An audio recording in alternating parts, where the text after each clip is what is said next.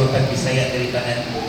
So i-mention diri mga igsoon, buot na mo nga masayran ninyo ang tinuod may tungod sa mga nangamatay na. Naanay truth sa mga nangamatay na una. Unsa daw? Aron dili kamo maguol sama sa uban nga walay paglahom. So naanay message para sa atuwa o para sa mga nilabay na. I-mention diri nga nagatuo kita nga si Jesus namatay og nabanaw. Tama? And then i-mention diri busa nagatuo usab kita nga mao kini ang mahitabo sa nangamatay na nga mituo kaniya.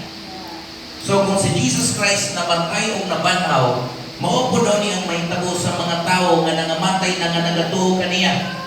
Meaning na relationship sa Ginoo.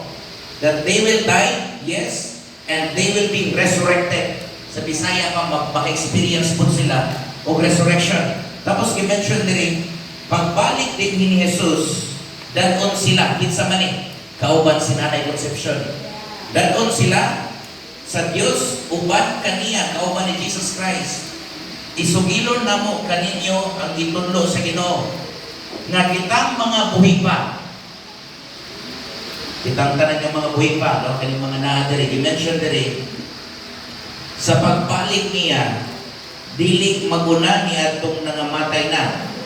Niya ng panahon na, ang Ginoo mismo ang mukanaog gikan sa langit nga nagamando. Madunggan nato ang pagtawag sa Pangulong Anghel, meaning ang Archangel, ug ang tingog sa trompeta sa Dios ni nanay trumpet nga motingog po pagabot sa panahon.